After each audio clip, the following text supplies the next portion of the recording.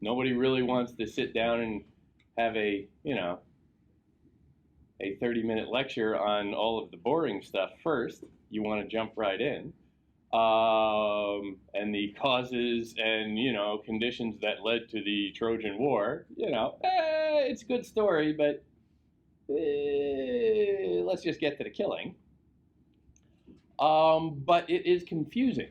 I think we have already established. I will admit it's confusing. Maybe you guys aren't confused. But I'm a little bit confused when I first pick it up. And yeah, I'm in the middle of this, and all this stuff is going on. I have no idea what the hell any of it's about. And what? What does that sound like, though? Maybe that's an unfair question. I'm going to assume, I could be totally wrong. Do you have any military experience? No. If you were a soldier, there's a very good chance that you have some experience of being plopped down in the middle of something and you don't understand what the hell's going on. Somebody's told you some, vague notions. Oh, well, this is why we're here and this is what it's all about, but it all seems so distant and abstract.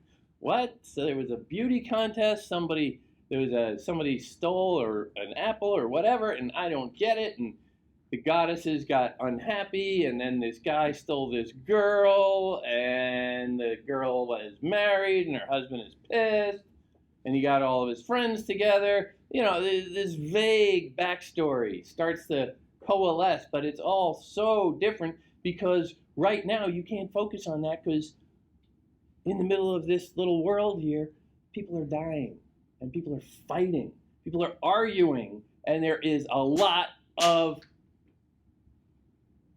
strife.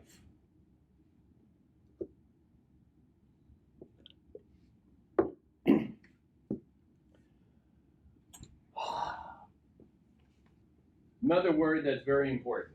And here, I'm going to point out a very key trick to getting through not just college, but most of your life. If you're ever obligated to read something, whether it's for school or whatever, or even if you just hear everybody talking about this, this book or this magazine article or newspaper article that, you just got to read. It's just so incredible. And you just don't have the time. Read the beginnings and the endings. Beginnings and the endings tell you a surprising amount of what you need to know. Because writers, they're connecting the dots in the middle. They're figuring out stuff that they can jam in there. And, what am I going to do? What am I going to do? But all writers sweat over beginnings and endings. That's got to be perfect. It's never arbitrary.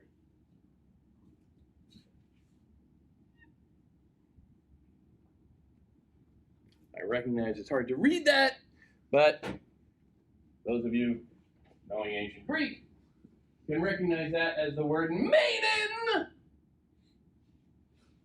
which means wrath,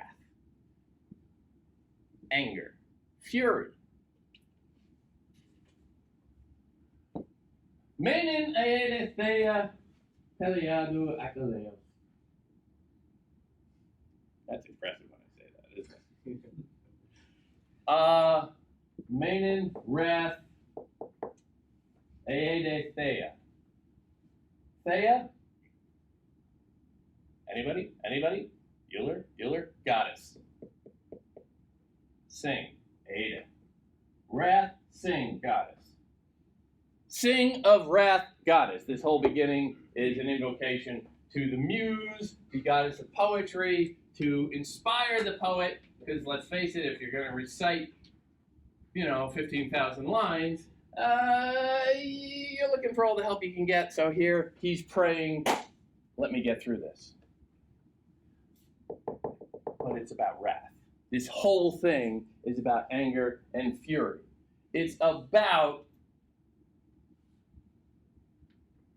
being confused and holding back the impulse to lash out when everything around you is chaos. And let's face it, you get a couple of lines into this poem, and you don't know what the hell's going on, you want to pick up that damn book and throw it across the room. I saw the smile. You wanted to. That would be a wrathful act.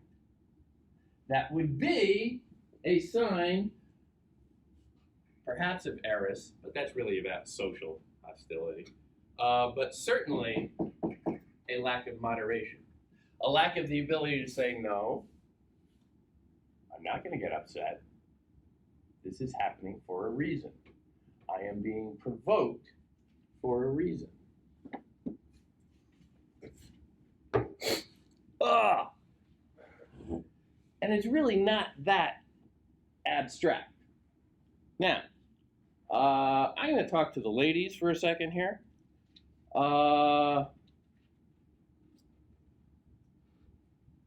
What is largely missing from this poem?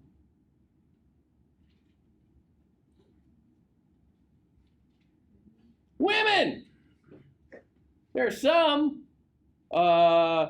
This opening scene is a bit of a hubbub over this girl, Chryseis. And she is eventually traded for a girl named Briseis. Chryseis is the daughter of Chryses. Briseis is the daughter of Brises. They're named, basically they're just named as their fathers. They have no identity of their own. They are slaves, kidnapped from war. This is why people go to war in the ancient world. It's not, they didn't sign up, they're not professional soldiers, but you go because you can steal stuff. That's why you do it. Be all you can be and steal a bunch of stuff. And that includes human beings. There are, in this opening scene, or a couple of scenes, there are, I think it's fair to say, a fair number of dude egos clunking around. I know that's hard for anybody to imagine that situation. Again, I saw the smile. These guys, a little bit of a pissing contest. A little bit ego-driven. A little full of themselves and wildly overconfident. Fair to say? Yeah. Agamemnon wants to know what's going on. His people are dying of this plague because Agamemnon took the daughter of, the priest or whatever, and the priest went to his buddy Apollo, and Apollo, being the god of many things, but among them plague, quite something to have on your resume, he sent down a plague, and so all the Greeks are dying. So it's not bad enough that they wake up every day for 10 years, go out and clobber the Trojans and die that way. But now they're all just, also dying, lying back in camp, vomiting and pooping and just wasting away. He wants to know what's going on.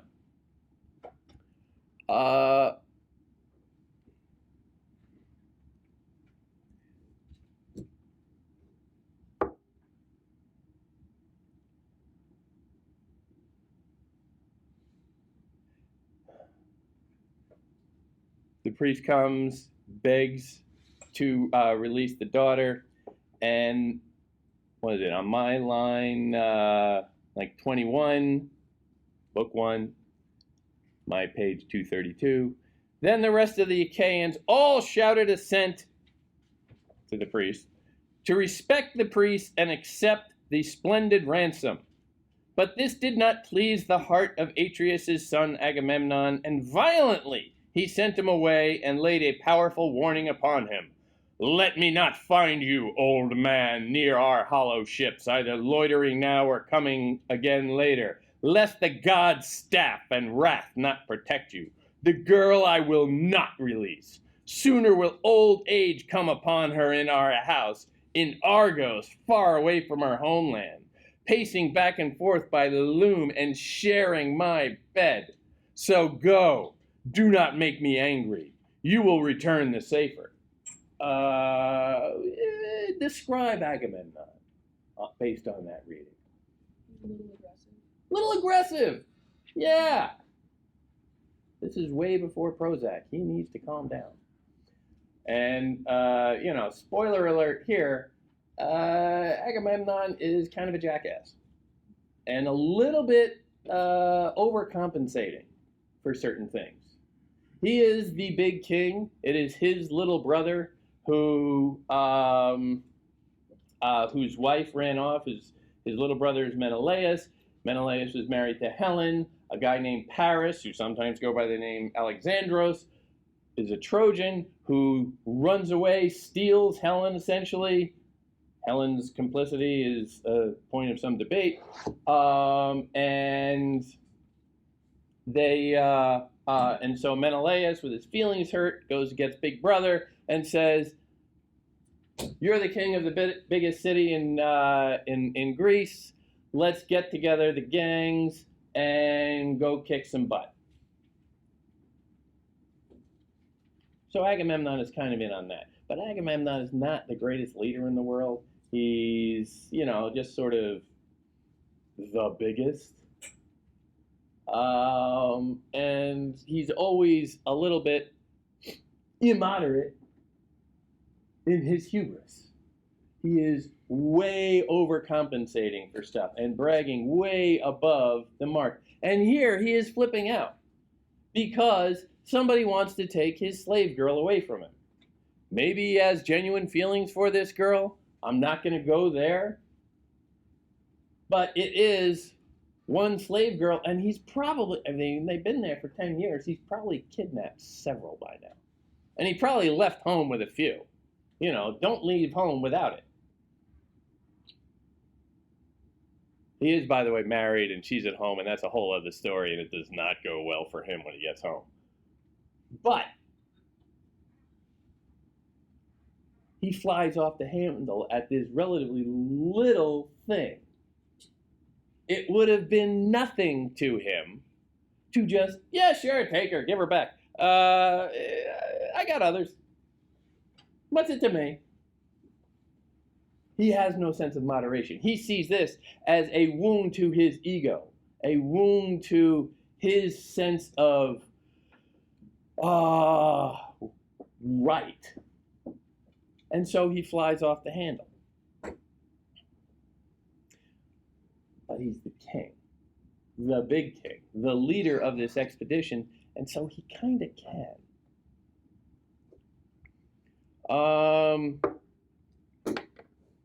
They bring in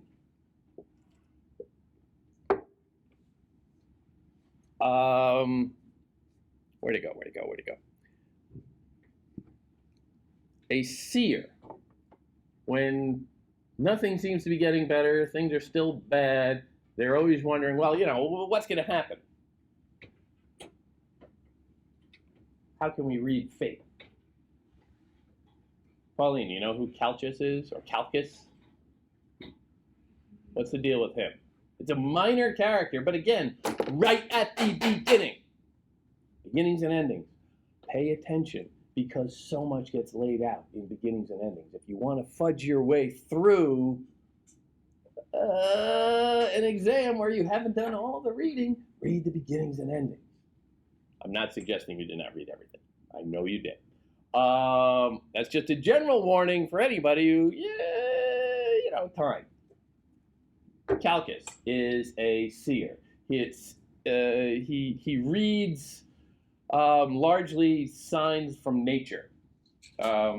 Prophecies are his thing.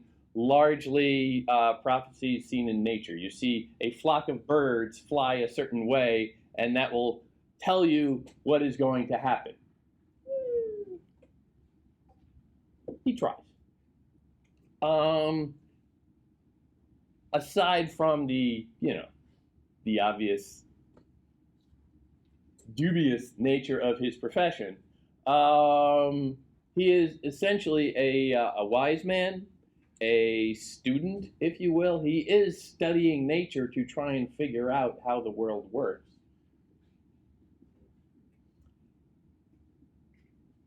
He's a smart guy. And the way he comes in is very smart. And look at this, like around line 72.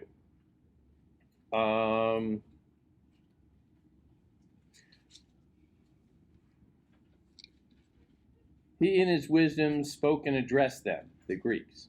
O Achilles, dear to Zeus, you bid me stake the ransom for the wrath of Apollo, the Lord who strikes from afar. In other words, you tell me to figure out what it will take to get Apollo to lay off. Then I will speak, but you listen closely and swear an oath to me, that in good earnest you will stand by me in word and strength of hand.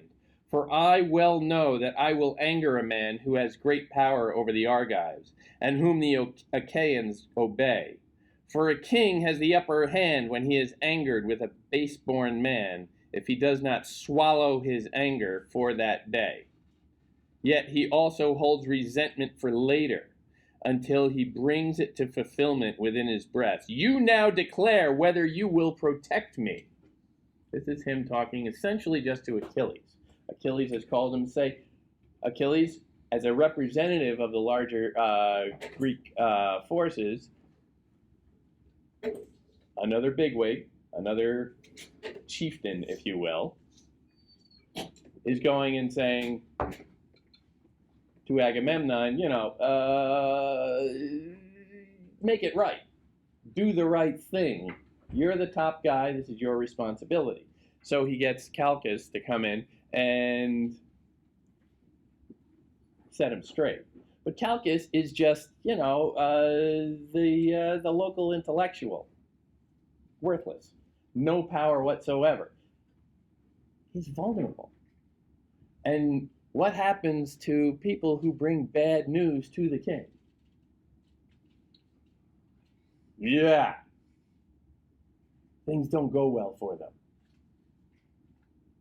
Calchas knows this. And he says, I'm going to say some stuff here, but I would really like to get it maybe in writing that I don't have to die for what I'm going to say. You guys got my back, right? Don't leave me hanging.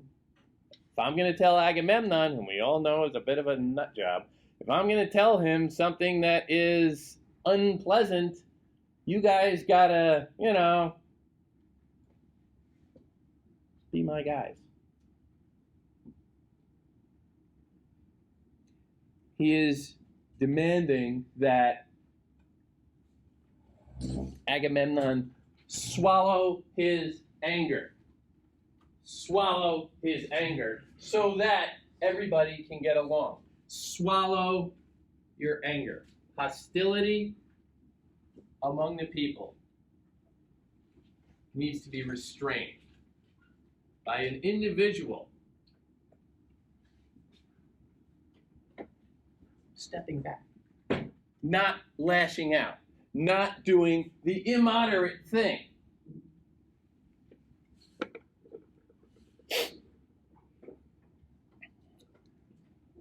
And I just like the characterization because it's very easy to see all of these great heroes of Greek myth and gods and all of this stuff flashing around up there. But right at the beginning, you get this very identifiable human person who's vulnerable and smart and thinking about the consequences. Agamemnon is not thinking about consequences. He just flies off the handle at the suggestion that he give up his slave so that, the war can go on. Who's more important here? Thousands of Greek soldiers dying on the beach, or me and my ability to get a little nookie from that one? I want to rape who I want to rape, and that's it.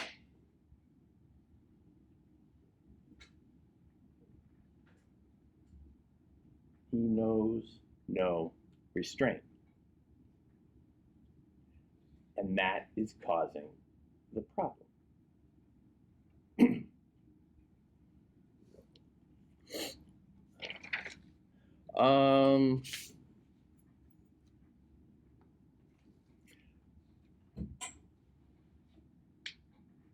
They settle, as you said, on a plan where Achilles, since he was kind of teeing up the whole Calchas plan to begin with, Agamemnon lashes out at Achilles and says, all right, I'll give back my girl. I'm going to take yours. Again, it's safe to say Agamemnon has more than a few of his own back in his ship, just waiting for him. Chained there, but you know, primping. But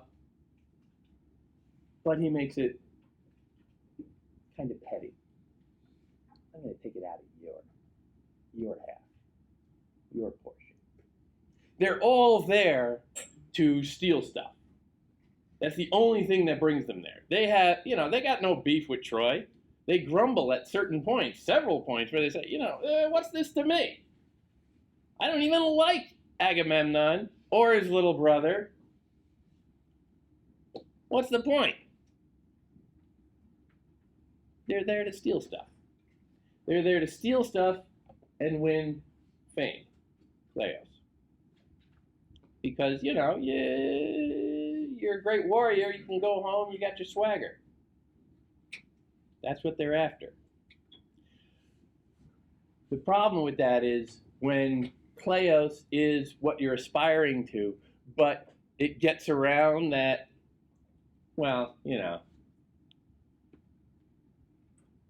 he let the other guy take his slave girl.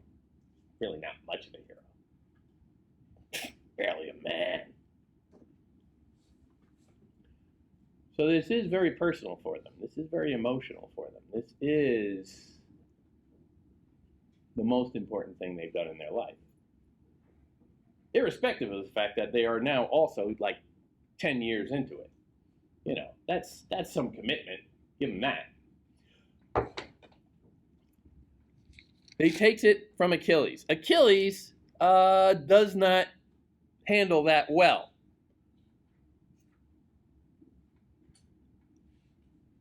Then, looking at him from under his brows, swift-footed Achilles spoke.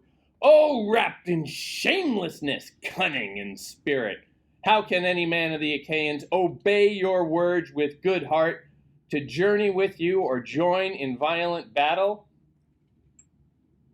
Everything is deliberate. Everything is important. How things begin is important. The first thing out of his mouth here is, how can anybody follow you? Think of the consequences. You are leading this expedition, and because you're being such a jackass, you're throwing away the whole mission.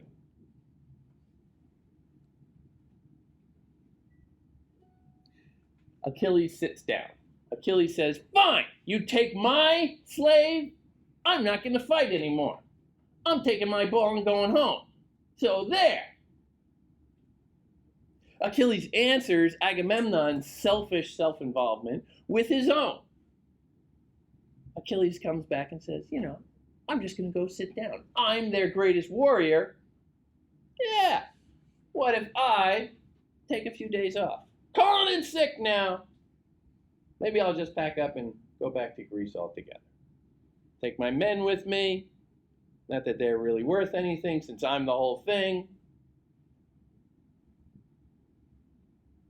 You'll see. You'll learn. You'll value me then. He lashes back. Eris. A denial of Ados. He feels no connection to these people. He has been fighting alongside them for a decade now. He has been committed to this goal of conquering Troy for whatever it's worth. And it's worth quite a lot. But at the slightest prick to his ego, he turns his back on everybody. He says, "Fine, go out and die. I'm going to sit back in my boat, just kick back and chill. No sense of obligation to anybody else. No sense of responsibility, even to his own men. He's ready for everybody to die just because he's got his feelings hurt.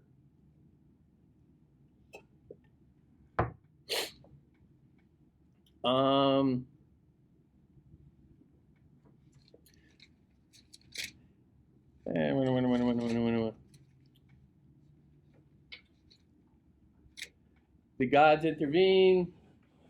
They sort of send everybody to their neutral corners. And then we go up and we see the gods,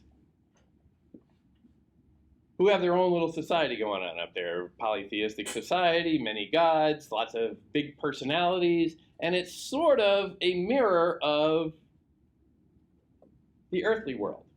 Because you have the big king, Zeus in this case, and he has a lot of people underneath him, and we're like squabbling and fighting around. Strife, contention. The one of the funniest lines that I find is when they get to Hephaestus, which, let me see, roughly line 370. It's a long section, and you're wondering as you're going through this, like, let's get back to the people. That's where all the really good violence happens. But watching how the gods interact is also important, and sometimes really illuminating. All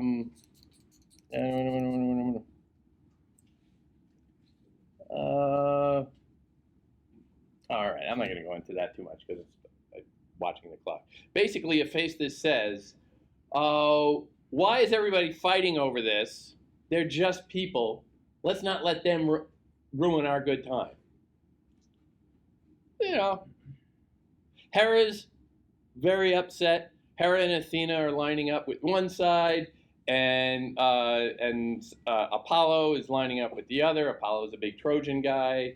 Apollo, remember, is the guy who basically sent the plague on the Greeks, and they are acting out in a very passive-aggressive way their little internecine hostilities, their little family squabbles among themselves, and they are letting it play out down on the field with the human beings.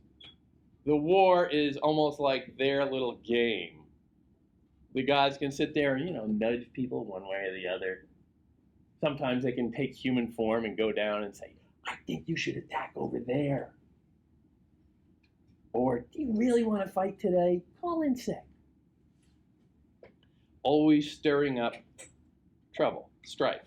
Always intervening in very sneaky ways. These are not necessarily good gods.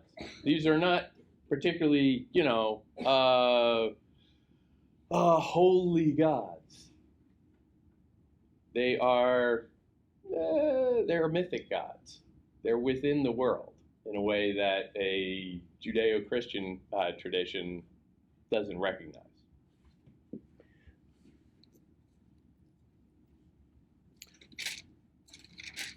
The book ends with Zeus basically going to sleep. His wife has been sort of nagging him. Women, am I right, women? His wife has been nagging him to take a side, to help out here, intercede there, come on, always nagging him. And he's pretty condescending in the way he's just sort of barely tolerating and like, all right, yeah, all right, and he goes to sleep next to Hera, his wife, also his sister. Things are weird. She is plotting the whole time how to get to do things, or how to get Zeus to do things, or how to avoid Zeus knowing what she is doing. She is a very sneaky goddess, and she's always plotting. And she is lying there, quietly letting him sleep, thinking up all the devious trouble she can stir up. Now, this is a characterization of woman, again, that is fairly uncomplimentary. It's important to know that this was composed roughly, the Homeric work come to us roughly at the same time as the Hebrew Bible, the early stories of the Hebrew Bible. So roughly contemporaneous, slightly different parts of the world, although we're really not that far away. So you see some of these parallels, this treatment of the women characters. But you know, as he's going to sleep, that he's going to sleep, but there's this threat of violence everywhere. Down on earth among the troops, but even within his own bed, this lurking hostility he can sort of blot out for a time and just sleep through, but it's there and it's simmering just below the surface. And this, I always think of, is a great image to end on for this book, because simmering hostility just below the surface is a constant threat in barbaric tribal society. There is no stability. There is no, well, you know, if I get into trouble, the police will come or break something up. There is always danger. And here you see that. Zeus just wants to be left alone, like any patriarch in a family, and he can tell himself that, well, yeah, things are basically calm now. There's a little squabble earlier, you know, people, but it's blown over. No. His wife is right next to him, scheming the whole time. Nothing blows over. It can recede for a little while, but it can flare up in an instant. And that's the position of this world.